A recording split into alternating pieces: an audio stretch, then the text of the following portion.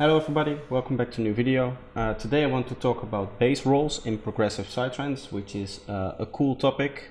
Somebody requested for me to recreate a bass line, and I tried my best. It's not exactly the same, but it's very close and I'm very happy with the result. So I'm going to talk about the rolls itself and the tricks you can do there, and I'm also quickly going to show you the patch, which is not that interesting. The more interesting part is really how you split up the bass into multiple layers, and with those layers you send different MIDI data to them to make these kind of rolls, which I'll get back into in a little bit. But before we start, I wanted to quickly thank everybody. 6 days ago I hit 700 subscribers, and while I'm recording this now I'm at 802 subscribers, meaning that we reached more than 100 subscribers this week, which is just amazing. And I've had people messaging me that they've started like sharing videos with their friends and stuff like that, which is really helping the channel. So that's really cool to hear from people that they are actually so enthusiastic about what I do that they feel the need to share it and stuff like that. So thank everybody for that. And even if you're just here to view the videos and you're not really, sharing it, you're still somebody who is subscribed and is supporting me. So thanks everybody for letting me hit that milestone. But with that being said, let's get right into the project. Alright, so I was given this song that I was to recreate the bass line from by somebody, and the original sounds like this. This is just a little snippet from the song. I'll put the link in the description because I don't have the actual name for the song, so I'll throw the link down in the description if I remember. But here it is.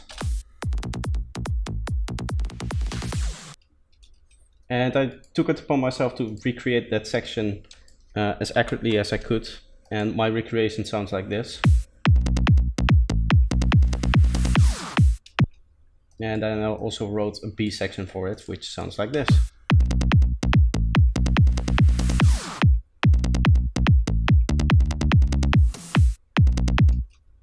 So that's what we have, and it sounds really nice. So the bass is actually made of two layers. We have our main clicky area here, and then we have a sub layer. Now I normally really don't like doing things this way, and that is because there's always kind of a problem coming when you're splitting up frequencies. You can also always encounter like comb filtering, that kind of thing, and so it's something you need to take care of. And the way we do it in this case is by actually not filtering the sound itself, but by using Serum's additive thing here to draw in the harmonics. So what I did is I just drew in these harmonics in the sub bass, and then I did kind of the opposite for this patch here. As you can see, what I've done is I've taken a saw wave and kind of inverted where the sub was, and I've kind of turned those down so they kind of overlap, and that's the whole point. So you don't have like a frequency area where it's missing. And the reason why we split this up is because with these plugs, as you can see, the click is actually playing 2 times, whereas the sub bass is just playing once. And the reason why I did that is because if you play the sub at this fast of a rate, one note is going to be shorter than one oscillation of that sub bass, meaning that you have an almost finished sine wave here, and then it starts again, and that kind of messes with your sub bass, and it makes it really unstable and really unpleasant to listen to. So for that reason I decided to separate those, and your sub bass now is very clean and sounds really nice, and you have the clicks on top which kind of give you the rhythm. So let's go into the processing here, what I actually did to it.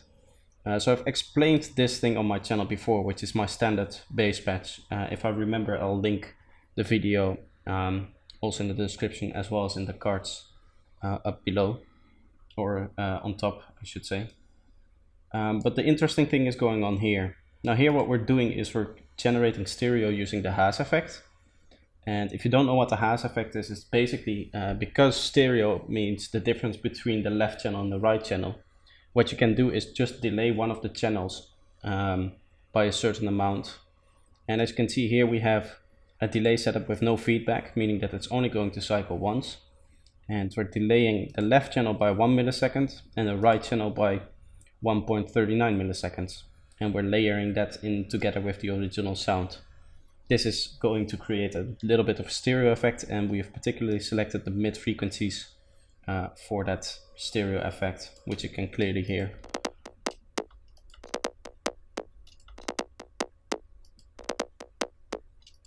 It sounds a lot nicer that way. And then we have some EQ here for the coloring. And as you can see here, the processing is just my bass patch with that special waveform that we designed earlier. Oh yeah, one last thing to note that is different from my standard patch is that I have extended these two LFOs so that they don't stop playing at the end. Therefore, what I can do is just play this very long note and it will keep playing beyond the 1/16 note limit you would normally have when you if you know the original patch, it looks somewhat like this, and that means that after 1/16 note it's just gonna stop, which we don't want. So I put it up like this so we can keep playing a note and we can have this little extra part in here to have some extra sub there, which nicely adds to that part of the drop there. So then finally you want to get into the processing. Now what's very important with this bass, this type of splitting, is that you neatly compress everything together so it's still sounding like one sound. You don't want it to sound like two different sounds played together. You want it to sound like one cohesive thing. So to do that we have done some OTT compression as well as this EQ, and finally we have some sidechaining on here. So without the EQ and the OTT you can really hear that it doesn't really sit right. If I play the whole thing, you can hear that it's just sounding like a sub bass with the click on top. So to fix that, this OTT really helps.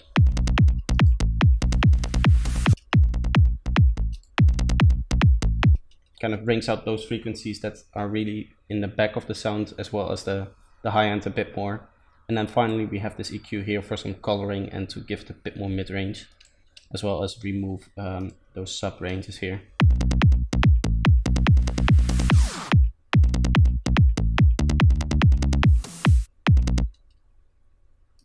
So that's the trick I wanted to show you for this video, especially the whole layering thing and these double notes. So if you enjoyed the video, feel free to leave a like. A lot of you have been doing that, which is really nice. And if you're new here, feel free to subscribe. I post videos daily, and I hope to be continuing that. And I hope to see you next time. Bye bye.